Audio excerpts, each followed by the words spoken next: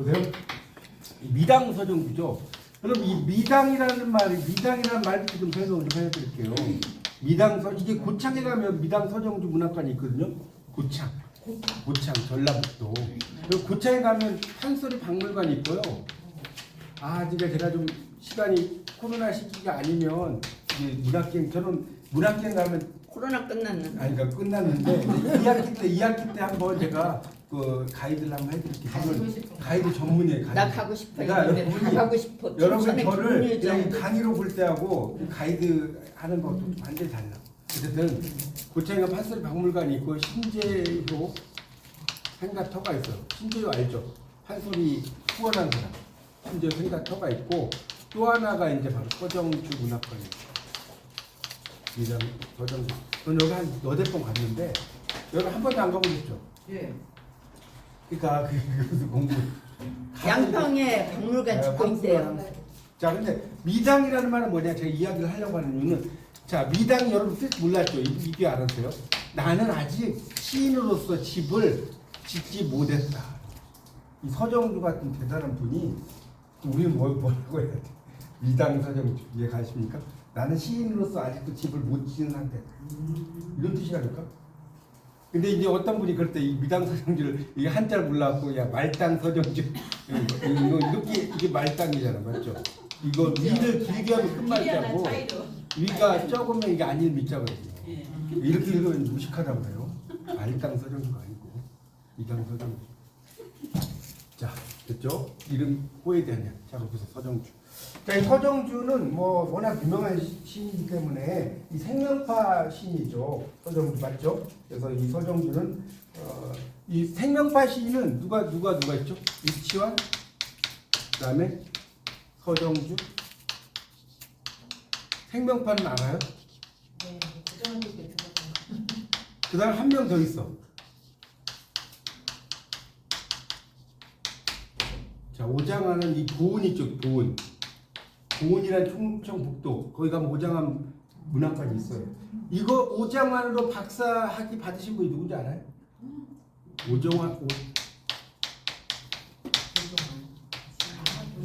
이분의 박사 논문이 오장환이에요. 오장환 그 보은에 감이 있어요. 그래서 유치환 서정주가 있고 유치환의 대표적인 시가 깃발이고 서정주의 대표적인 시가 여러 가지가 있는데 추천사가 있어요. 추천사가 뭐예요? 추천사. 이 학생은 공부를 잘해가지고 이 추천사가 아니에요. 이 추천은 그네라는 뜻이 그네 이야기예요. 그네. 그래서 유치원의 깃발을 보면 이 깃대의 깃발 있잖아요. 그럼 깃대라고 하는 것은 뭐겠어? 현실이죠. 깃발은 뭐예요? 이상이죠. 이상과 현실의 괴리감을 쓴 거예요. 여러분 유치원의 깃발이 어떻게 시작돼? 이것은 소리 없는 아우성 저 푸른 해원을 향하여 흔드는 영원한 노스텔지어의 손수건 이렇게 되잖아요. 순정은 물결같이 바람에 나부끼고 오로지 맑고 고든 이념의 표대 끝에 애수는 백로처럼 날개를 펴. 누구인가 다 외우시네. 도 애달픈 마음을 맨 처음 공중에 달줄 않거든. 이런 게 기본이죠. 그래서 이게 이상과 현실의 괴리감이고 서정주의 이 추천사에서는 뭐냐면 이 그네줄을 이렇게 미는 거에 향단한 그네줄을 밀으라고 이야기하는데 결국은 이 그네라고 하는 것은 이상이야. 그네줄은 현실이죠. 맞죠? 그러니까 내가 어떤 이상을 아무리 가려고 해도 나의 이상은 현실 속에 묶여 있다는 거예요. 그러니까 이상과 현실의 괴리감을 유치원과 서정주는 깃발이라는 시와 또 뭘로 썼어요? 추천사. 제가 이걸로 논문도 쓴 적이 있어요. 유치원과 서정주가 이렇게 깃발과 이 추천사를 이건 그러니까 문학이 그래도 재밌다니까. 문학 돈은 안 돼 별로. 근데 공부하는 건 너무 재밌죠. 그렇지 않나요? 그래서 이거 하나 가지고 이야기 논문이 나올 수 있어. 그래서 유치원 서정주인데 자 미당 서정주 이것만 갖고도 여러분 이번 학기 이 서정주 하나만 갖고 해도 못 끝나 정말. 그 정도로 서정주 할 게 많습니다. 서정주는 1990년대 말까지 활동한 한국의 시인이고요. 무려 15권을 썼어요. 15권 출간했죠. 그래서 그 밑에는 읽어보세요. 제가 다 읽지는 않겠습니다. 그 다음 단락에 보세요. 그 다음 단락 155쪽 서정주는 1915년 전북 고창 나오죠? 고창에서 태어나서 고창에 가면 서정주 문학관이 있는데 이 서정주 문학관은 폐교를 문학관을 만든 거예요. 폐교 건물이에요. 그리고 아버지 서광환이 식량학교를 나와서 이제 식량사로 근무했고요. 김성수 집안의 농감으로 일했다는 건데 농감이라는 게 뭐냐면 농업을 관장하는 교감, 관리라는 뜻이에요. 그런데 여러분 자화상, 서정주의 자화상에 보면 제일 처음에 어떻게 시작돼? 서정주의 자화상의 시작 몰라요?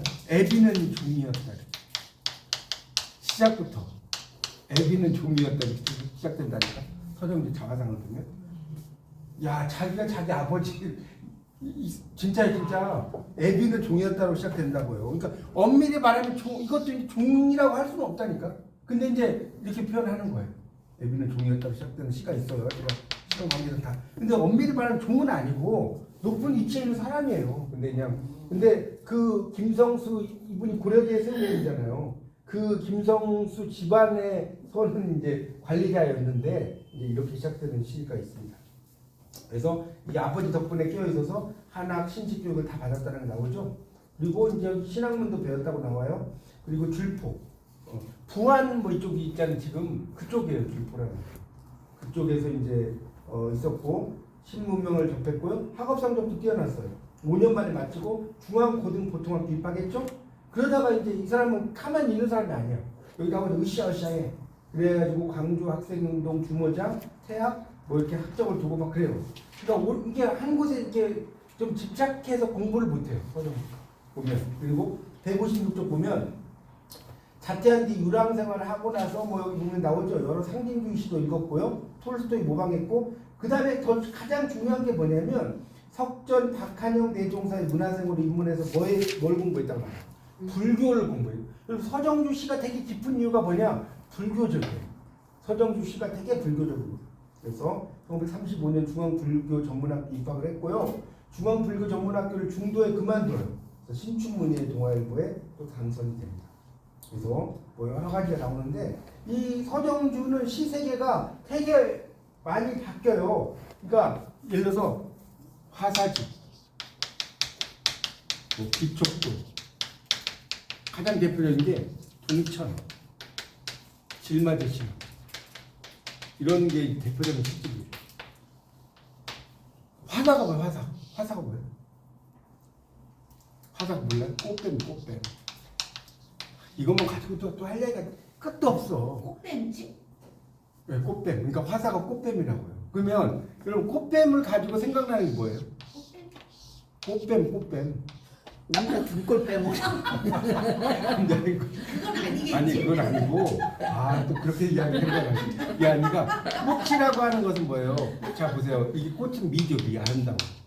뱀이 아름다워요? 아니 사악하죠. 이 화사를 통해서 이야기하는 화사라는 이 시를 읽어보셨어요? 여러분 시 많이 읽으셔야 됩니다. 그래서 이 꽃뱀인데 여기도 미추를 이야기하는 거예요. 미추. 그러니까 이 아름다움과 추함의 문제. 우리 극단 미추도 있죠. 이게 아름다움과 추함의 문제를 다루는 거예요. 제가 뭐 나중에 작품이 나오면 이야기. 기촉도는 총나라로 가는 돌아간다 이런 뜻인데 여러분 기촉도가 뭐냐면 기촉도 그다음에 또 뭐죠? 이게 이제 기촉도라는 게 총나라로 이게 새가 있어요. 우리가 이제 뭡니까 소쩍새 이런 거 들어보셨어요? 네. 소쩍새. 기촉도가 망제온 죽은 황제의 영혼이다. 그다음 불력이 내 고향으로 돌아가지 못한다. 기촉도 이게 다 같은 말이에요. 같은 말. 이 새 이름에서 그러니까 결국 이 소쩍새, 망제온, 불력이, 기촉도 이런 게 뭐냐? 어떤 슬픔의 정한을 나타내는 거예요. 소쩍새가 여러분 부엉이과 생각하세요? 이 소쩍새가 소쩍 울잖아요. 네. 우리 되게 조그만 새로 알고 있죠. 네. 이 부엉이에요, 부엉이. 소쩍새가. 근데 네, 엄청 큰 새. 소쪽새가 부엉이에요. 네, 부엉이 찾아보세요. 진짜. 그래서 소쩍새가 이제 사람들 들린다고 이야기했죠. 풍년이라고 하면 소통으로 들리는 소시 텅텅 빈다. 그 다음에 이게 뭡니까? 풍년이면 소시 적다. 소적이니까. 그러니까 그렇게 우리가 그렇게 들리잖아요. 소통 이렇게 소쩍새가 내가 못 먹게 생겼어. 사흘도. 그러면 이게 이렇게 들려 안 들려? 안 들려요? 내가 그냥 막 밤에 나만 돌아가 막. 그 소쩍 소시 적고 빨리 밥에 뭐 이렇게 들린다. 동천 이게 겨울 하늘이 겨울 하늘 동천. 네, 동천. 그다음에 길마제라는 게 이제 그 언덕 이름이죠. 이런 그 시세계가 되게 많이 변모해요. 이 서정주. 서정주는 지금도 연구할 게 되게 많습니다. 동천이 질맞아요. 아니 길마제가 아니라 동천이 있고 동천 겨울하늘 있고 화사집이 있어. 네. 이런 여러 시세계의 변모가 있다 이걸 말한 거죠. 그런 게 있다는 거죠. 그래서 이분은 정말 하려니까 야 이거 한 진짜 10시간 해야 되는 수준이에요. 자 166쪽을 보면 166쪽을 보세요. 여기 보면 중요한 시인 그 초기 시 나오죠. 화상 꽃뱀이라고 했어요. 자화상 나오죠. 문둥이. 여러분 문둥이도 이게 원래 문둥이가 한자적으로 뭔지 아세요? 이것도 또 한량이 너무 많은데 문동이에요. 문동. 글을 읽는 아이. 네. 문동이에요. 문동 진짜로. 여러분 문둥이 그런 그 제가 군대 있을 때 문둥이는 아니 여기는 되게 막 정신 박야가 거기 가서 이제 봉사를 좀 하게 됐어요. 이거 지금도 기억나. 근데 얘가 말을 하지를 못해. 말을 거의 난 못 알아듣겠어. 근데 시집을 냈어.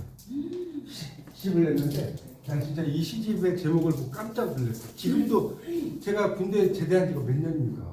근데 어떻게 시집 제목이 지금도 기억난다니까.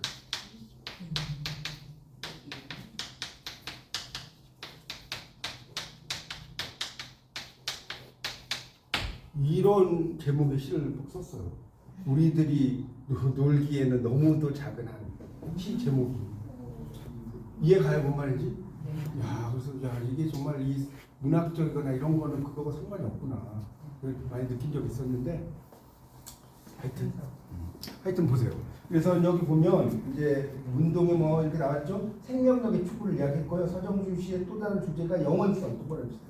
영원성. 식민지와 전쟁 등 한국 현대사의 이제 역사적 사건을 체험하는 동안 서정주는 시대와 사회를 관통하는 이런 문제에 관심을 기울였다. 영원성 밑에 있죠. 제한된 시간성을 뛰어넘는 초역사성. 해방을 출간된 기적도 나왔죠. 제가 말씀드린 총나라로 가는 길이라는 뜻이에요. 우리말로 그 뭡니까 아까 이야기했죠. 이 소쩍새 있죠. 소쩍새를 기적도라고 한 거예요. 소쩍새 기적도. 그런 소쩍새가 죽은 황제의 영혼이 이렇게 새가 됐다 이거예요. 참 말도 잘 만들어요. 하여튼 문학 공부했다 보면. 그래가지고 이제 자연과 여성을 중심으로 한 영혼성 이야기를 많이 써요. 신라초, 동천 나오죠? 신라초라는 또 시집도 있어. 질만의 신화도 있죠? 근데 신라초에서는 신라를 말 그대로 쓰는 거죠. 세계. 신라인들의 풍류적 삶의 뭐 인간. 동천. 불교의 인연설, 윤회설. 저도 이제 시집 중에 이제 인연과 관련된 연기론 이런 시를 하나 쓴 적이 있거든요. 그 법륜사 처마 끝에 있는 그 풍경 소리가 있는데 풍경 소리는 뭐 바람을 밀고 바람은 뭘 밀고 뭘 밀고 하면서 우리의 삶이라고 하는 것은 결국은 모두가 다 하나로 연결된다 이렇게 쓴 시가 또 있는데 결국은 모든 게 다 연결되어 있는 거잖아요. 우리 삶의 불교의 연기론에 의하면 그렇게 이해하시면 될 것 같아요. 그 다음에 신라초 동천의 세계가 초역사적, 종교적인 영원성에 대한 탐구의 결과였어요. 역사적인 걸 초월한다는 것. 질맞은 신화는 일상의 영역에서 영원성을 구현하려는 태도, 신화적 상상력을 일상에다가 끌어들이는 지혜. 그러니까 그런데 이제 이 서정주에서 가장 힘든 게 뭐죠? 그 밑에 무슨 행위? 꼭 써놨잖아요. 친일 행위. 이 친일 행위가 제가 이야기했나? 친일을 다른 말로 뭐라고 하냐? 6글자로 이야기합니다. 6글자.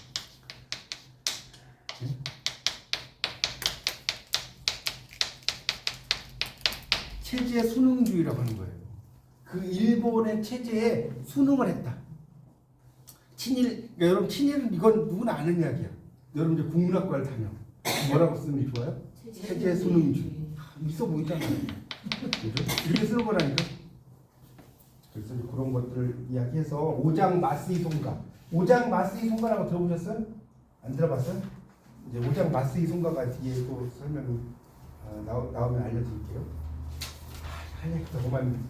그래서 여기 책에 오장 마스이 송가가 나오나? 잠깐만. 책에는 안 나오죠. 없죠? 자, 오장 마스이 송가를 좀 제가 이야기를 좀 해볼게요. 이거 나온 김에. 이 시는 이제 그 가미가제 특공대로 들어보셨죠? 일본에. 예, 가미가제 특공대에 들어간 우리 그 뭡니까 사람에 대한 이야기를 쭉 써놨어요. 근데 자 보세요. 뭐 다른 거는 말고 그냥 중요한 부분만 이야기할게요. 얼굴에 오장 마스이 송가예요. 얼굴에 붉은 홍조를 띄우고 갔다가 오겠습니다. 웃으며 가더니 새와 같은 비행기가 날아서 가더니 아오야 너는 다시 돌아오지 않는다. 마스이 히데오 그대는 우리의 오장 우리의 자랑 그대는 조선 경기도 개성 사람 인시의 둘째 아들 21살 먹은 사내 마스이 히데오 그대는 우리의 가미가제 특별 공격대원 귀국대원 이렇게 이야기해요. 그러니까 이 마스이는 막 칭송을 하고 있죠. 그 친일 이해가 아니에요. 친일이죠. 보세요. 수백 척의 비행기와 대포와 폭발탄과 머리털이 샛노란 벌레 같은 병정을 싣고 우리의 땅과 목숨을 빼앗으러 온 원수 영미국의 항공모함을 그대 몸뚱이로 내리쳐서 깨었는가? 깨뜨리며 자네도 깨졌는가? 이렇게 나와요. 시가 되게 길어요. 그러니까 이 시가 완전 친일이 아니에요. 지금 들어보면 아시잖아요. 그래서 이걸로 이제 타격을 입어버리죠. 근데 이제 자기는 뭐 100년 동안 광복이 안 올 줄 알았다. 그런 말 들어보셨죠? 그래서 이렇게 썼다라고 하시는데 이걸로 이제 완전히 이제 좀 그 엄청난 발자취가 이해가시죠? 그런 분입니다. 자, 그래서 이제 다시 이 책으로 가서 보겠습니다. 여기 그 156쪽에 보면 그 마지막 단락에 41년 2월 하사집 출간됐다 나오죠? 호사스러운 종이와 제보를 출간됐다. 미와 추의 문제라고 그랬어요. 그리고 창시개정돼요. 다스시로 시지오. 지금 156쪽 보고 있어요. 밑에서 한 6째 줄 있죠? 그리고 송정 오장. 송정은 몰라도 돼. 오장 송가. 그러니까 정확히 말하면 오장 아까 이야기했죠. 오장 송가인데 오장 마스이 송가라고 이야기하죠. 그래서 그런 내용이 나옵니다. 그 다음에 헌시도 막 쓰고 막 그래요. 그리고 이제 오른쪽에 보면 157쪽에 보면 그래서 이제 한국전쟁이 혹독한 시련이었다는 거고요. 그 다음에 전쟁 때 혼란과 공포를 실었죠. 말을 잃어버려. 환각증세 시달렸고요. 또 한국전쟁 이후에 서정주 시선도 만들어요. 귀촉도 아까 이야기했죠. 귀촉도 그다음에 뭐 여러 작품들을 쓰게 됐죠. 동천 뭐 불교 공부도 많이 했다. 이거 아까 했던 거니까 이거 넘어가겠습니다. 자, 중요한 게 작품 세계예요. 제가 계속 말했죠. 158쪽. 자, 작품 세계 변천이 많습니다. 자, 거기 동그라미 치면서 보세요. 여기 아마 이 158쪽에 2번 작품 세계 특징 별 3개 쳐면서 별 3개. 아마 서정주 하면 작품 세계가 나올 가능성이 아주 커요. 그래서 첫째, 둘째, 셋째, 넷째 다 동그라미 치죠. 거기 찾아보면 둘째 줄, 첫째 있죠. 다섯째 줄에 둘째, 뭐 한 8째 줄에 셋째, 11째 줄에 넷째 이렇게 나올 거예요. 다 동그라미 치면서 보세요. 첫째 뭐예요? 벽으로 등단해. 벽이라는 작품을 등단해서 시인부락 동인으로 활동하고 화사집을 출간하기까지 시기. 화사집 아까 꽃뱀 이야기했죠. 그래서 이때는 일탈 여기다 밑줄 쓰세요. 일탈의 욕망과 원시적 생명력의 탐구를 특징으로 한다. 이거 밑줄 쫙 치세요. 그러니까 지금 158쪽 보고 있습니다. 서정주 시에 이렇게 나올 수 있어요. 시의 세계에 대한 특징으로 잘못 말한 것은 이렇게 충분히 나온다니까. 나올 때 여러분이 예를 들어서요. 자, 첫째 보세요. 신라초에서는 완전 틀려 보세요. 신라초에서는 일탈의 욕망과 원시적 생명력의 탐구를 특징으로 한다. 이렇게 써놨어요. 맞아요? 맞다고요? 아니 지금 화사라고 이야기했잖아요. 화사집에서는 약을 신라초로 바꿔버린다니까. 중문학과에서 이제 시험 문제가 그런 식으로 나오는 게 많아요. 둘째는 귀촉도예요. 그다음에 서정주 시선인데 여기 뭐예요? 동양적 영원성에 대한 탐구. 귀촉도 뭐에 대한 탐구? 동양적 영원성. 귀촉도가 무슨 새라고요? 소적새. 다른 말이에요. 다른 거 몰랐죠? 귀촉도라는 거. 그다음 셋째는 뭐예요? 신라초 동천이죠. 영원성이 관료하는 이상적 세계. 신라에 대한 탐구, 불교적 세계관. 넷째 질맞에 친하죠. 현실과 일상의 세계와 사람들에게 관심을 변화시키는 시기. 이렇게 각각의 특징이 어떤 건지 이런 것 좀 여러분이 잘 정리하시면 좋습니다. 되게 중요해요. 서정주는 되게 유명한 시인이기 때문에. 그 서정주 문학관에 가면요, 서정주에 대해 엄청난 평가가 있는데 저는 딱 하나 들어온 것이 서정주가 누구냐? 시의 정부다. 이렇게 표현했어요. 시의 정부는 뭐야? 이게 government. 정부 있죠, 정부. 예. 이것보다 더 큰 찬사가 있어요? 없죠?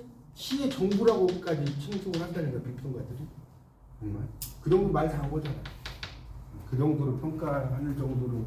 그러니까 우리 이렇게 생각하면 돼. 제가 볼 때는 자, 그 현대 시인 중에서 한 명만 뽑아라 하면 거의 서정주. 한 명만 뽑아라. 진짜. 물론 백석도 유명하고 다 유명하지만 서정주만큼 이렇게 불교적이고 이렇게 심오하고 깊이 있는 시인이 없어, 진짜. 그 정도로 유명합니다. 그래서 생명력의 추구인데, 자, 뭐 밑에 여러분 읽어보세요. 다 읽을 필요 없고 159쪽 볼게요. 자, 뭐 여러 작품을 썼는데 그의 초기시 거기 넷째 줄 밑줄 칠까요? 벽, 문둥이, 달밤 등에 해서 초기시에는 뭐라고 써놨어요? 불구의 몸을 지닌 존재들이 등장한다. 나오죠? 불구의 존재들이 등장. 불구의 몸, 훼손된 몸에 대한 자각과 집착을 통해 강인한 생명력과 욕망을 드러냅니다. 그렇게 나오죠. 그리고 나서 이제 그 밑에 보면 자기 확인의 욕망으로 발현되고 자화상이 나와요. 제가 아까 이야기했죠. 이거 시작할 때 어떻게 시작한다? 아까 했잖아. 애비는 종이었다. 나오죠. 자, 그럼 이걸 뭐라고? 애비는 종이었다. 자, 바로 파격적인 표현이에요. 파격적인 표현이야. 파격적이다. 여러분은 시를 쓸 때 우리 아버지를 이야기할 때 애비는 종이었다 이렇게 쓸 수 있어요? 못 써요. 네? 그러니까 이건 뭐냐? 기존의 질서를 벗어나고자 하는 대단하죠. 이런 이렇게 쓰기가 쉽지 않잖아요. 자기 아버지를 아버지라고도 안 하고 애비는 종이었다. 이렇게 쓸 수가 있냐 이거예요. 기분 나쁘게. 그렇죠. 네. 여기 보세요. 밤이 깊어도 오지 않았다. 파뿌리같이 늙은 할머니와 대추꽃이 한 주 서 있을 뿐이다. 엄에는 달을 두고 풋살구가 하나만 먹고 싶다고 했으나 뭐 이렇게 나오죠. 뭐 쭉 하다가 이제 여기서 이 시에서 가장 중요한 게 뭐냐면요. 이거예요. 이것만 가지고도 설명하려면 30분 가야 돼. 23해 동안 찾았어요? 159쪽. 나를 키운 건 파라리 바람이다. 이거 엄청 유명한 시입니다. 그러니까 파라는 80%가 바람이야. 그러면 바람이 뭐냐? 그럼 바람의 뜻이 바람을 한번 이야기해 보세요. 바람이 뭘까요? 이렇게 물어보면 잘 모르실 거예요. 이 바람은 이게 되게 중요해요. 바람은 이게 이제 공부를 대충 하는 사람은 바람 뭐예요? 이거 자연 아니에요? 자연 물론 자연이 틀렸다고 할 수는 없어. 정확한 답이 아니에요. 이 자연 바람 뭐냐면요. 고난을 의미합니다. 나를 키운 건 80%가 옛날에 그 햇반 선전할 때 나를 키운 건 파라리 햇반이다 해갖고 선전이 나왔었어요. 그러니까 바람이다를. 그래서 이 바람이라고 하는 것은 고난. 그러니까 이 구양수라고 하는 중국의 시인이 구양수라는 시인이 있어 방송할 때가 그분이 어떤 말을 했냐면 곤궁 이후 공이다. 이 공은 이제 이렇게 쓰는데 아주 힘들어. 정신적으로 힘든 상태가 되고 나서 시가 아주 기교가 있어진다.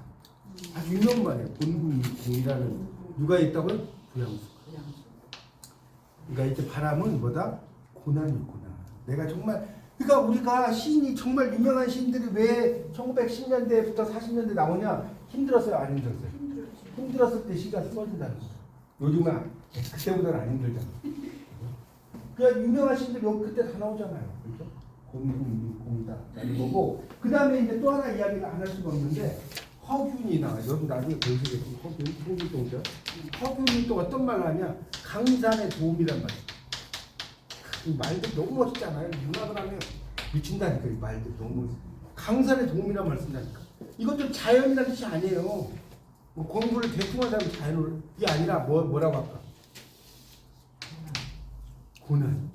내가 이렇게 이런 훌륭한 시를 쓰고 뭐 작품을 쓰는 거는 내가 엄청나게 힘든 고난을 겪었다.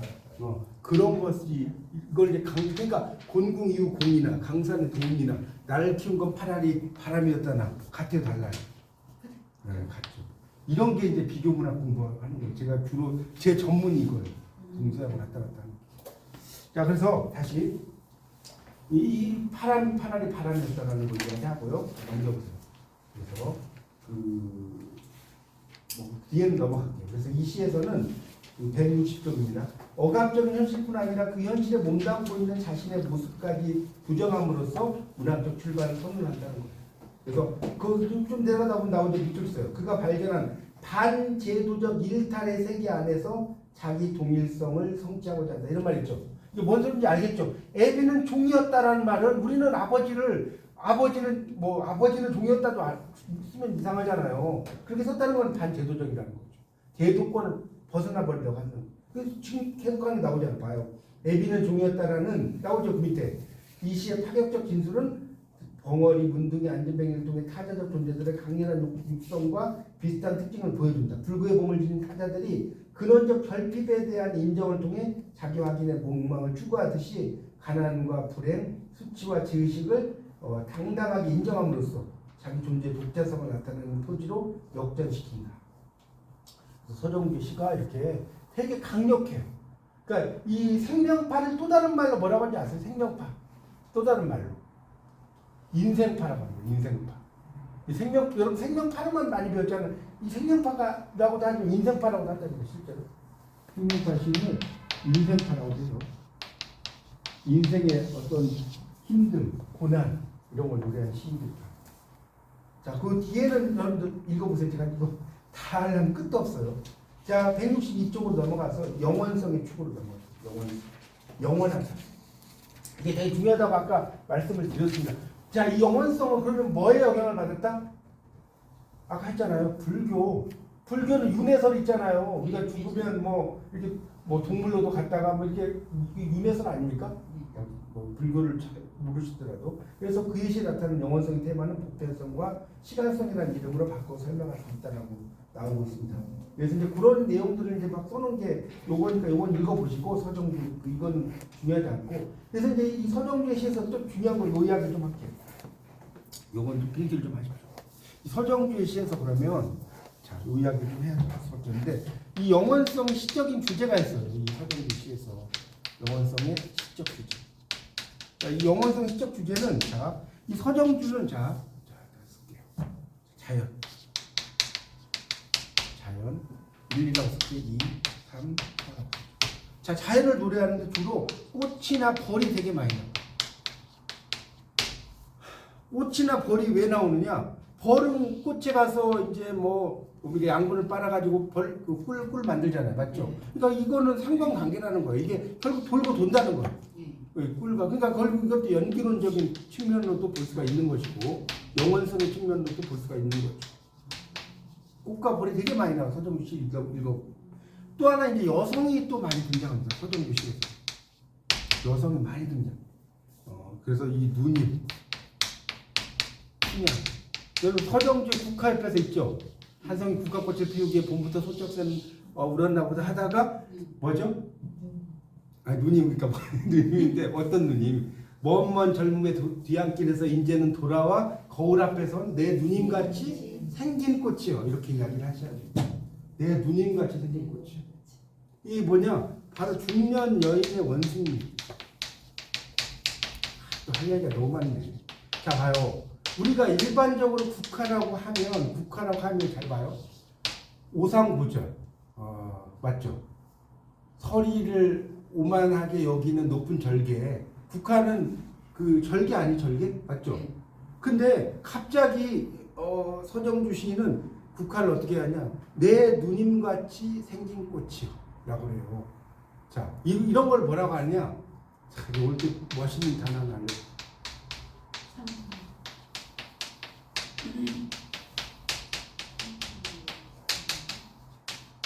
상징의 재문맥화라고 합니다. 그러니까 상징이 보통 국화의 상징은 항상 어떤 뭡니까 절개 맞죠? 네. 절개. 근데 갑자기 서정주 와가지고 뭐라고 썼어요? 중년 여인의 원숭이를 썼죠? 이런 걸 이야기한 시인이 없잖아요. 그러면 이걸 상징을 다시 자기의 문맥으로 만들어 버렸다. 그래서 이걸 상징의 제 문맥화라는 말 쓰는 거예요. 얼마나 멋있습니까 이 말들이. 이 맛에 문학을 하는 거예요. 이 맛에. 상징의 제 문맥화 이런 뜻이구나. 그러니까 결국은 시인에 의해서 재창조가 되는 거죠. 그 어떤 용어에 대해서. 그리고 이제 전통과 사랑을 이 서정주 시인은 전통에 대한 이야기도 많아요. 시가 또 사랑에 대한 이야기도 많이 있습니다. 근데 그런 것들은 여러분 나중에 서정주 시들을 읽어보시면 이런 영원성의 시적 주제 이런 것들이 많이 등장한다. 4가지 정도만 좀 이해를 하시면 좋을 것 같아요. 자, 그래서 이제 그 어디로 가냐면 165쪽을 보시면 불교적 상상과 은유 설화의 세계로 넘어가겠습니다. 그래서 이 서정주 시인의 자 보세요. 는 한국전쟁 시부터 신라산 3구에 그래서 아까 신라초 이야기했죠. 신라의 영원성 이런 이야기를 하고요. 신라인대 3 그래서 박혁거스의 어머니 던덕여왕 그다음에 헌화가의 노인 신화적 존재. 이 헌화가도 정말 저도 이 헌화가 가지고 막 시를 좀 옆에 썼는데 그 헌화가가 뭐냐면 이 수로 부인이 강릉에 가요. 강릉에 그 경포대 쪽에 이제 수로 부인이 가는데 여러분 이걸 잘 모르실 거예요. 헌화가가 거기를 딱 갔는데 이 수로 부인이 있었어요. 물길이죠 물길. 여러분 이게 한문을 알면 되게 재밌는 게요. 김수로 수로왕이죠. 수로왕. 왜 수로왕인 줄 알아요? 수로왕은 들어봤죠? 김수로 할 때 수로가 이거예요. 머리 숫자에 드러낼 노자를 써요. 아이가 태어날 때 어디부터 나와요? 머리. 그래서 수로야 수로.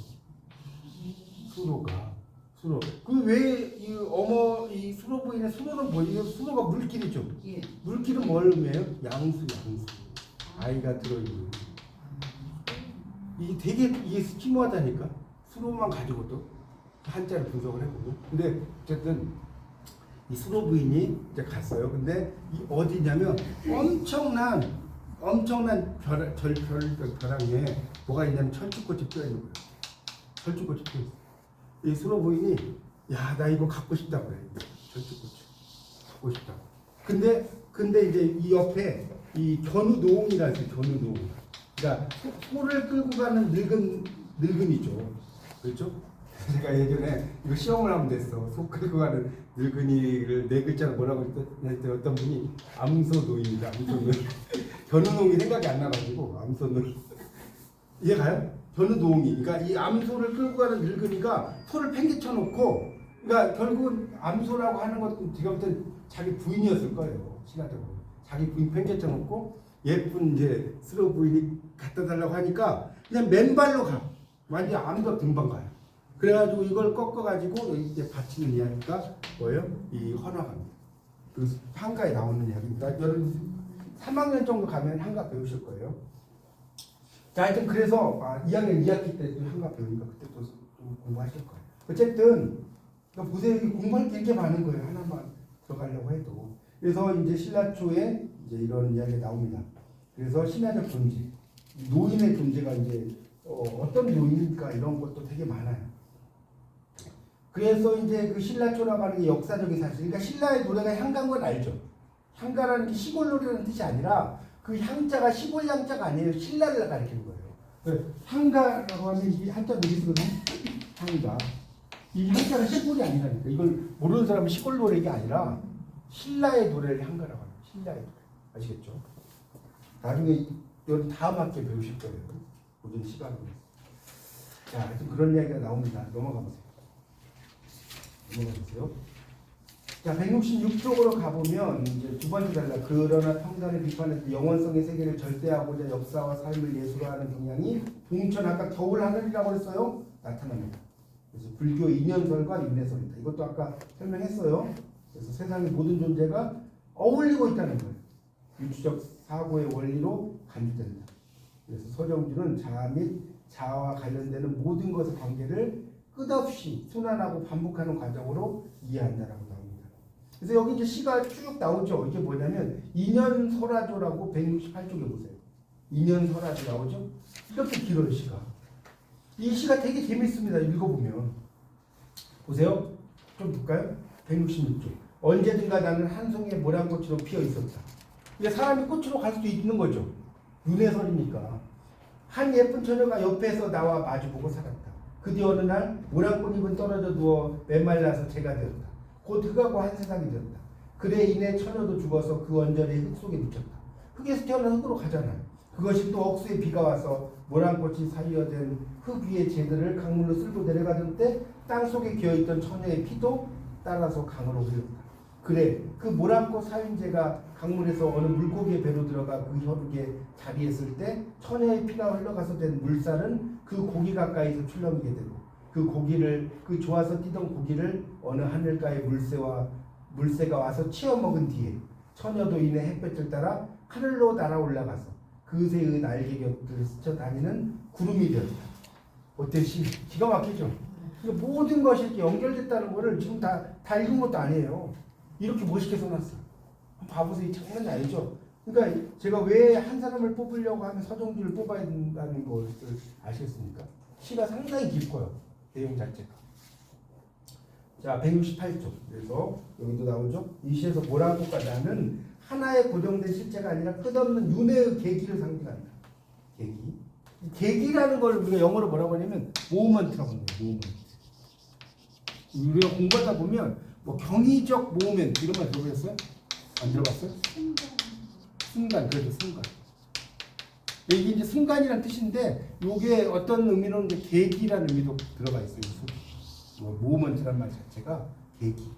그러니까 우리가 그 알퐁스 도데의 별이라는 작품 있잖아요. 별. 네. 거기 보면 이제 스테파네타 아가씨가 나오거든요. 스테파네타가 내가 양치기 목동인데 스테파네타 아가씨가 와가지고 이제 가려고 했는데 물이 불어나가지고 못 가잖아요. 다시 자기 있는 곳에 와서 막 이야기하다가 자기 어깨에 기대가지고 잠들잖아요. 그러니까 이 세상에서 가장 큰 별 하나가 내 어깨에 기대어서 자고 있었다. 뭐 이런 이야기 끝나지 않나요? 그거를 이제 우리가 경의적 모멘트라고 하는 거예요. 경의적 모멘트. 그러니까 간 줄 알았는데 다시 왔어. 맞죠? 그걸 경의적 모멘트라는 말 쓰는데 이 모멘트라는 의미하고도 연결돼 있어요. 자, 그래서 이제 그 신라초 뭐 이야기는 여러분이 읽어보세요. 뭐 여러 가지 되게 주술적인 이야기라든가 이런 것들이 많이 나오고 있다는 거 눈에. 그 다음에 이제 169쪽이 질만제 신화 나오죠. 질만제 신화 보세요. 거기 두 번째 단락. 자, 인물을 통해 서정주는 영통. 영통이 영적으로 통한다. 여러분 실제로 우리가 역 중에 영통력 있죠. 영통력 있지 않아요? 그게 이렇게 써요. 정말 영적으로 통하는 영혼 영자에 통할 통자죠. 혼교. 그러니까 혼교라는 건 뭡니까? 이 영혼끼리 서로 이제 막 그 뭡니까? 무리를 이루고 뭐 이런 걸 혼교라고 해요. 그러니까 영혼의 문제를 다루는 거죠. 삶의 신비성. 헤일. 여러분 헤일이라는 시도 꼭 읽어보셔야 돼요. 헤일이라는 게 이야기체 시라고 해요. 여기 또 안 나오는데 이 이야기도 안 할 수가 없네. 헤일은 뭐냐면 보세요. 우리가 공부를 할 게 너무 많아요. 안 많아요. 헤일이라는 시가 그거예요. 내가 어렸을 때 외할머니 댁에 갔어. 외할머니 댁에. 근데 외할머니 외할아버지는 뱃사람이에요. 뱃사람이에요. 근데 어느 날 배를 타고 갔어. 외할아버지가. 근데 올까 안 올까요? 안 와요. 풍랑을 만나가지고 돌아가신 거예요. 근데 외할머니는 항상 누굴 기다려요? 외할아버지를 기다려요. 돌아가신 외할아버지 기다려. 근데 어느 날 헤일이 넘쳤어. 헤일이 뭔지 알죠? 쓰나미. 그래갖고 막 그 외할머니가 있는 곳에 막 문 앞에까지 막 이렇게 물이 찼어요. 근데 외할머니는 그 헤일을 붉은 얼굴을 하고 바라보고 있었다는 거예요. 그걸 뭐라는 이 헤일을 바로 자기 남편으로 생각한 거예요. 그렇게 나온다는 시 읽어보면 그걸 남편으로 생각해요. 그러니까 이게 결국은 이제 뭐 이걸 또 들어가면 막 심리학적으로 들어가면 에고와 슈퍼 에고와 뭐 이드의 문제를 막 다뤄요. 이게 우리 문학이라는 게 그런 거예요. 분석에 들어가면 심리적으로 분석을 하는. 하여튼 이제 그걸 다룬 게 뭐예요? 헤일입니다. 그 정도만 이해하세요. 지금 시가 나온 건 아닙니다.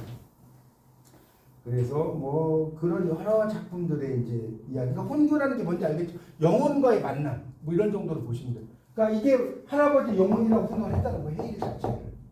아주 발상이 대단하지 않습니까? 그래서 얼굴이 빨개졌다고 해요. 얼굴이 빨개졌다. 이게 나오거든요. 그래서 이런 질마제 신화라고 하는 게 이런 영혼성의 탐구가 일상화된 영역에서 붙잡은 시기입니다. 자, 자화상. 아까 이 자화상은 좀 설명드렸는데 170쪽 보세요. 이것도 파격적인 내용을 다루는 시라고 했고, 자, 시 머리에서 애비는 종이었다는 선언은 김성수 집안의 농감, 아까 이야기했듯이 이게 농감이 종은 아니라고 그랬어요. 되게 농사 짓는 사람을 감독하는 관리자예요, 관리자인데 종이었다고 쓴 거예요. 그의 아버지의 경력과 관련해서 개인사적 진술로 해석되기도 하고 일제강점기 그런 보편적인 상황과 연결되어 있기도 합니다. 그래서 이제 그런 것을 쭉 쓴 시인인데, 자, 그 밑에 있는 거는 넘어가도 돼요. 그것까지 여러분 자세히 읽으실 필요 없을 것 같고요. 자, 172쪽 넘겨보세요. 172쪽이 두 번째 단락에 보면 이처럼 상황과 고난을 겪으면서 자신의 길을 자유로이 걸어가는 와중에 시인은 시의 이슬로 상징되는 시인됨의 표지를 잃지 않고 있는데 시의 이슬에는 몇 방울의 피가 언제나 섞여 있다. 그래서 시인은 병든 숫개만에 헐떡거리며 이 길을 달려왔다. 피와 병든 숫개는 초기 시에 나타나는 동물적 육체성, 인간의 맹목적이고 근원적인 생명력 이런 걸 이야기했던 거죠. 그럼 맹목적이라는 말을 우리 많이 쓰잖아요. 맹목적이 뭔 뜻이에요? 맹목제의 뜻도 이야기. 뭐라고? 그러니까 맹목의 한자 뜻이 뭐예요? 이 맹목이를 그러니까 아무런 생각 없이 뭐 이런 건데 오늘 확실히 알아두세요. 목은 눈이에요, 눈. 이건 아니죠. 이 맹은 눈멀 맹자예요. 눈멀 맹자. 왜 눈멀 맹자냐? 눈이 망했어. 눈이 망한 사람. 맹인 할 때 이 맹자가 눈멀 맹자라는 거예요. 눈이 망했어. 그러니까 맹목적이라는 건 뭐냐면, 그러니까 눈이 먼 눈으로 가. 그럼 눈이 먼 눈은 누가 나를 데리고 가지 않으면 갈 수 있어, 없어요? 그래서 맹목적이란 말 쓰는 거예요. 이해 가요? 그래서 이렇게 여기 한자 공부하시는 분들은 유리한 거예요. 이런 뭔가를 공부할 때. 아, 맹목적 이런 뜻이구나. 이해가시죠? 이거 맹목적이고 근원적인 생명력을 의미한다. 그래서 이제 뭐 이런 걸 통해서 그 시의 길 이런 것들을 잘 써놓은 것이라는 거죠. 그래서 나에 관한 파격적인 여기 밑줄 세요. 거기서 172쪽 밑에 세 번째 줄. 나에 관한 파격적인 선언에서 시작해 나의 길에 대한 당당한 천명으로 마감하는 시는 시인으로서의 자화상을 그린 작품이라고 할 수 있다. 173쪽으로 가겠습니다. 지상에서 천상으로 동천. 자, 보세요. 시는 되게 짧아요. 내 마음속 우리님의 고운 눈썹을 지문, 여러분 지문이 뭐죠? 지문? 몰라요? 천. 아직도 모르십니다. 알려드릴게요. 왜냐면 여러분 옛날 말 중에 온이 있고요. 지문이 있어요. 지문은 천이에요. 천. 그러니까 지문해 하면 뭐겠어요? 지문해. 천년. 온하면 이거 뭐예요? 백일. 그러니까 여러분 온백성 이런 말 쓰죠? 100명의 백성이라는 뜻이에요. 원래 온이라는 게 올의 뜻이 아니라니까. 모두가 아니라 원래 백이라는 말이 옛날에 온이라는 말 썼어요. 요즘은 이제 지문은 안 쓰고 온은 지금도 쓰고 있죠. 온누리는 알죠? 100가지 세상 뭐 이런 뜻이에요. 우리가 세상이잖아요. 그래서 지문에 이라고 해요. 지문밤. 1000번의 밤의 꿈으로 씻어서 하늘에다 옮겨 심어놨더니 동지섣달 나르는 매서운 새가 그걸 알고 신용하며 빗기어가네. 어때 여러분 시를 딱 보니까 상당히 치노조 비슷하게 돼 있잖아요. 내 마음속 우리님의 이건 팔인데 팔 고운 눈썹을 주문밤의 꿈으로 7이죠. 맞잖아요. 맑게 씻어서 5 하늘에다 옮겨 7 심어놨더니 5 왜 무슨 쪽? 7호조. 나보기가 역겨워 가실 때는 뭐가 달라요? 그렇죠? 동지섣달 나르는 매서운 새가 그걸 알고 신용하며 빗기어가네. 그럼 이렇게 이야기 7호조라고 하면 어떤 분 그 팔도 있는데 이렇게 이야기하는데 그건 변격이고 이 기본적인 적은 7호조. 맞아 틀려요. 그래서 이걸 7호조의 시의 형태라고 하는 거예요. 그래서 눈썹이라는 시는 이게 당연히 여인의 아름다움, 암이란 말 많이 쓰잖아요. 암이란 말 안 들어봤어요? 이게 여인의 되게 아름다운 눈썹을 암이라고 하는 거예요. 눈썹 밑자에 그 아름답다는 뜻이잖아요. 아름다운 여인. 그래서 눈썹은 시각적 유사성의 기초에서 초승달에 비유되고 눈썹이 이렇게 생겼잖아요. 이렇게 초승달에 비유한다는 거죠. 그런 이야기. 그래서 아름다운 초승달 그리고 이중적 의미라는 거죠. 눈썹의 의미를 기억하면서 읽어보자. 삼음보의 의미. 왜 삼음보야? 내 마음속. 그럼 끊어보세요. 우리님의 끊어보세요. 고운 눈썹을. 맞나요? 이해 가요? 음보라는 게 뭐예요? 음보. 음보가 뭐예요, 여러분? 뭐라고? 길이? 아니. 소리에 이게 무슨 보자야? 무슨 보자? 걸음. 소리의 걸음걸이라고 하는 거야. 자, 영어로는 뭐라고 할까요? 발을 영어로 뭐라고 해요? 문. 발 풋이라고 하죠? 음보가 풋이에요, 영어로. 소리의 걸음걸이. 보. 거를 보자. 음보. 그러니까 7~5조는 내 마음속 우리님의 이렇게 해서 7이고 5고 음보는 내 마음속 우리님의 너무 길잖아요. 내 마음속 우리님의 고운 눈썹을. 이해가요? 즈문 밤의 꿈으로 맑게 씻어서 하늘에다 옮겨 심어놨더니 동기섣달 나르는 매서운 새가 그걸 알고 신용하며 어쩌가네. 맞나요? 삼음보가 되는 거예요. 그걸 얘기하는 겁니다. 자, 그래서 이제 내 마음속에 자리하는 모습 가운데 신의 마음을 흐르는 눈썹이고 눈썹을 즈문 밤의 꿈으로 맑게 씻는다. 헤아릴 수 없을 정도. 아까 천이라고 했잖아요. 1000번의 밤. 헤아릴 수 없는 정도의 수많은 밤. 즈문이란 말에 이제 부드러운 어감은 님의 고운 눈썹이 신비로운 밤의 꿈으로 씻기에 맑게 승화되는 과정. 그래서 이렇게 즈문 밤으로 씻긴 눈썹. 그렇게 하여 달이 넘겨보세요. 달이 되어 하늘로 올라간 눈썹은 간절한 사랑의 상징물이다. 그러니까 이 달을 결국 사랑하고 연결시켜. 대단하지 않습니까, 이 시? 이 달이라고 하는 것을 여인의 눈썹에다가 비유를 했단 말이에요. 그걸 뭐 천년의 밤으로 씻어가지고 뭐 올라가고 이런 거 나오잖아요. 쉽게 범접할 수 없는 초월적 사랑의 기표를 보고 혹한의 하늘, 동천, 겨울 하늘이죠. 나는 매서운 새도 그 기세에 눌려 눈썹의 모양을 흉내내며 비스듬히 스쳐 지나간다. 보세요. 시가 이게 보통 이게 대충 보통이에요. 장난이 아니에요. 장난이 아니죠. 시가. 그래서 이 서정주 시가 상당히 깊습니다. 깊이 들어가. 그래서 이 시의 전체에서 눈썹이 하늘의 달로 승화돼. 승화라는 말이 이제 많이 나오는데 승화. 그럼 승화를 좀 설명을 좀 해야 돼. 이게 이제 한자로 하면 이렇게 써요. 이게 오를 승자의 대로자거든요. 승화. 이걸 영어로 뭐라고 하냐면 sublimation. sublimation. 다시 쓰는 말인데 제가 이야기했죠. 조준의 승무에 보면 어떻게 된다? 세사에 시달려도 번뇌는 별빛이라.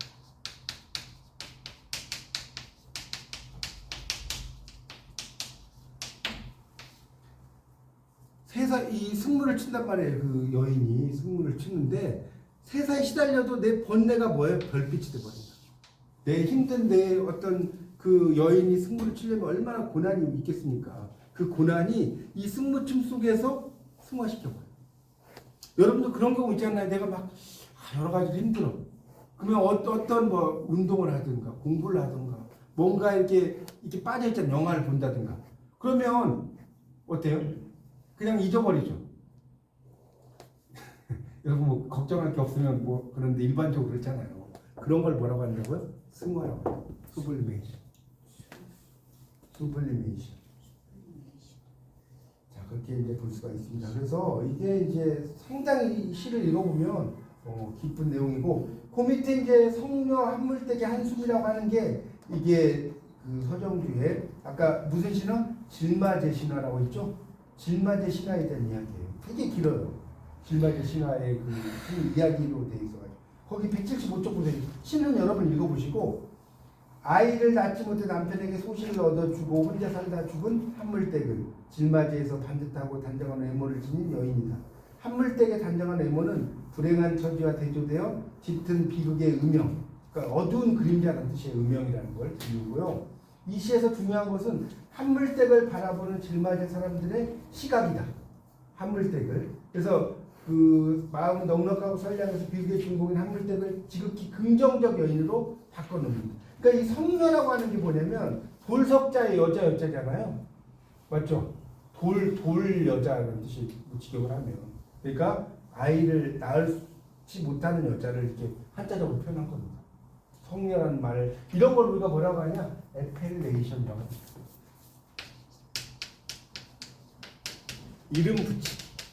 이것도 또 할 얘기가 너무 많죠. 왜 그러냐면 이 에펠레이션은 이름 그대로 가기도 하지만 이름과 반대로 가. 자,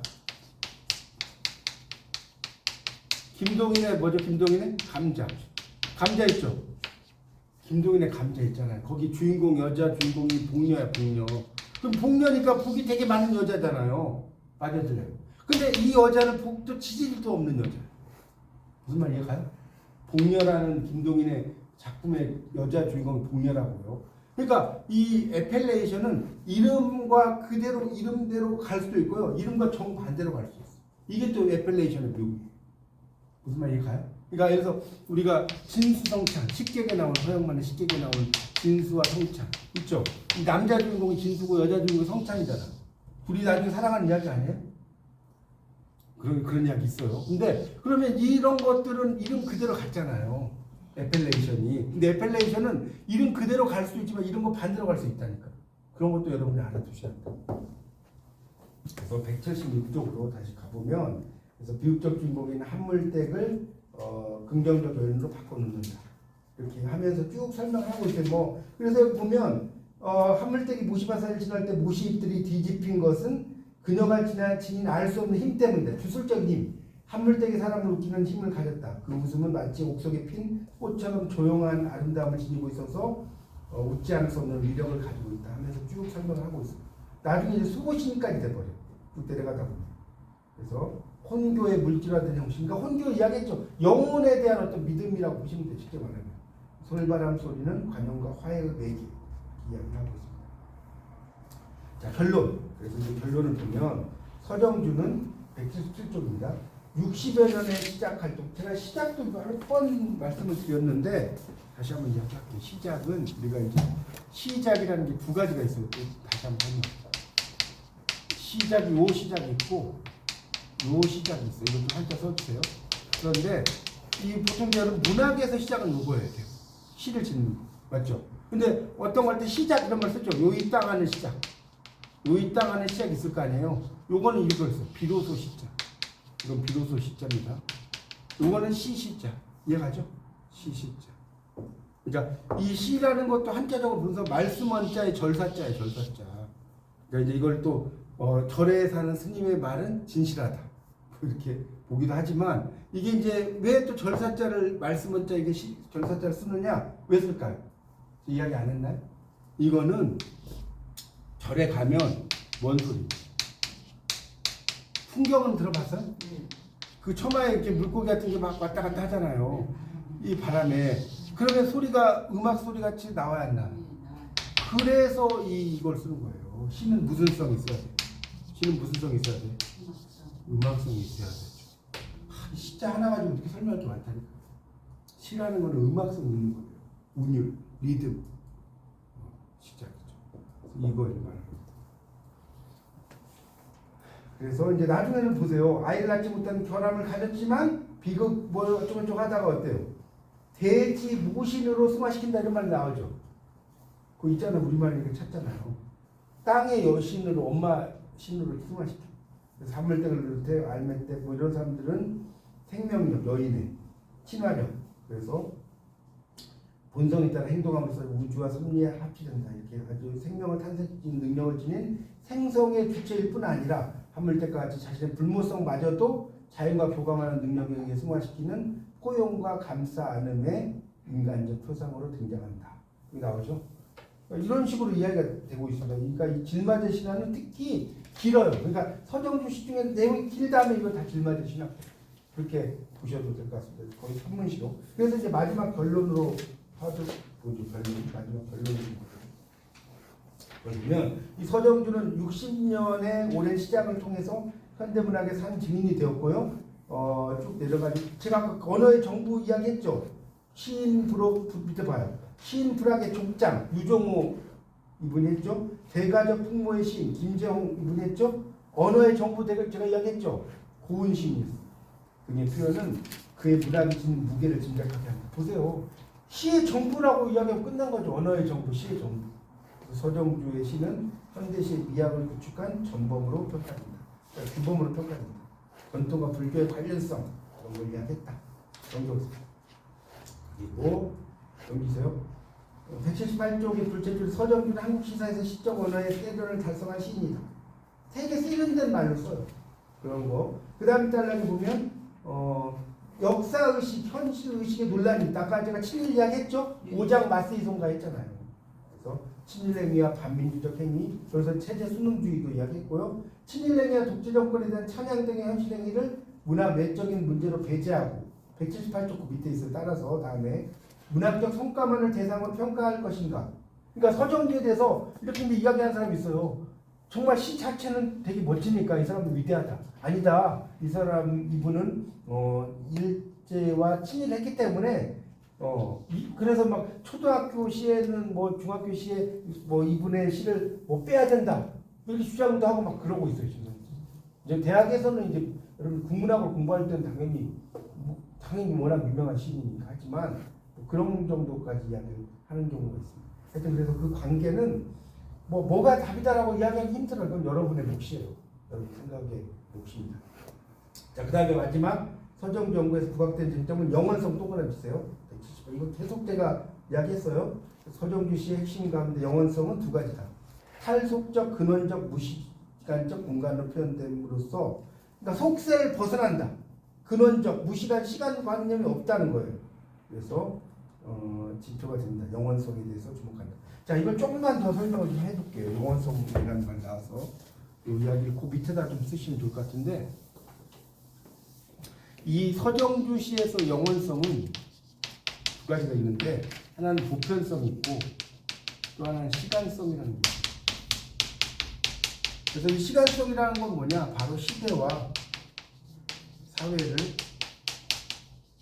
관통하는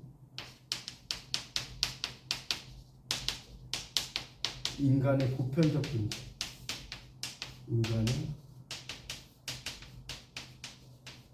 이 보편적 존재, 이것을 다루고 있어요. 영원성, 이 보편성과 시간성이라고 하는 것인데 그런 보편성과 시간성은 시대와 사회를 관통하는 인간의 보편적 문제를 다루고 있다. 이 정도로 이해하시면 좋을 것 같습니다.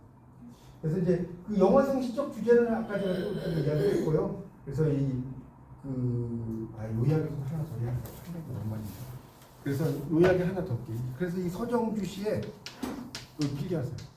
영원성은 뭐냐? 현실성과 역사성.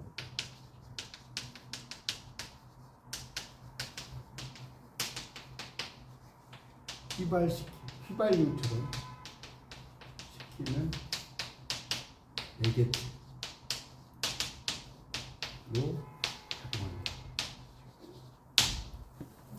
휘발유처럼 휘발시키는 매개체로 작용한다. 현실성과 역사성, 휘발유가 그 막 불 붙게 만드는 거 아닙니까? 휘발시키는 매개체로 작용한다. 이 정도로 이해를 하십니다. 그리고 이제 아까 그 시 어디 있어? 그 이야기를 하나 더 해요. 166쪽을 보세요. 166쪽을 보면 166쪽에 시 있었죠. 166쪽부터 그 시 하나 있었잖아요. 인연 설화조라고 하는 거. 인연에 의한 설화인데 이거 보세요. 이 시를 잘 분석을 해보면 자 이렇게 써보세요. 모란꽃, 그다음에 흙으로 가, 그다음에 물살이 나와. 그 시가 이렇게 된다고. 그다음 구름, 소나기. 이게 왜 이렇게 되는지 여러분 찾아보세요. 처녀, 흙, 고기, 새. 다시 어디로 가? 모란꽃. 자, 그러니까 동심원적인 구조 대안. 시가 여러분 이제 그거는 제가 이거는 여러분 과제. 여러분이 이렇게 가는지는 읽어보면 될 거 아니에요. 뭔 말이 가요? 있잖아요. 모란꽃이 떨어져가지고 지금 메말라가지고 지금 뭡니까? 재가 됐으니까 흙으로 갔잖아요. 이렇게 따져보라고. 제가 이것까지 다 찾아 드릴 필요 없잖아요. 그러니까 결국 모란꽃이 다시 모란꽃으로 갔잖아. 맞죠? 그러니까 이렇게 가는 거. 계속해서 흘러가는 거. 우리 연기론. 그리고 무슨 설? 윤회설. 이게 바로 윤회설. 바퀴처럼 돌아간다는 거예요. 윤회설이라는 게 뭐냐면 바퀴처럼 굴러간다. 바퀴처럼 굴러간다. 이런 것을 이제 서정주 시인이 다룬 작품이라고 볼 수가 있겠습니다. 이거 이제 바람은 고난과 시련, 아까 이야기했죠? 나를 키우고 가는 바람이었다.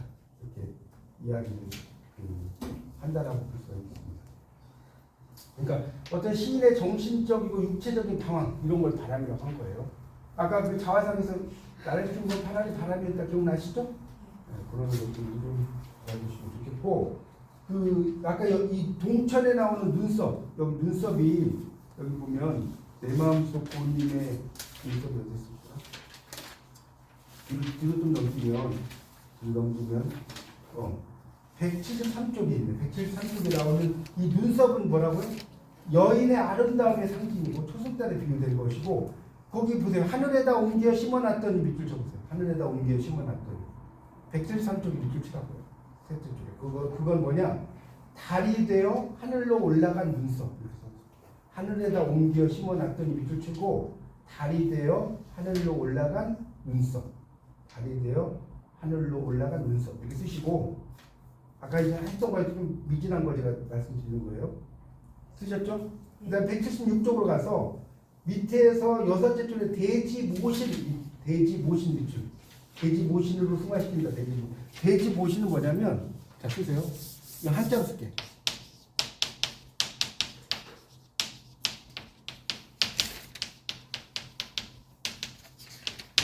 사후가 뭔지 알죠? 죽은 이후에 이 한물댁이 뭘로 불려진 거예요? 돼지 모신으로 불려졌다. 이게 가죠? 사후의 한물댁을 이야기하는 거예요. 사후의 한물댁을 이야기한다. 이렇게 정리를 하시면 될 것 같습니다. 이 정도로 해서 이제 그 서정주까지 설명을 드렸습니다.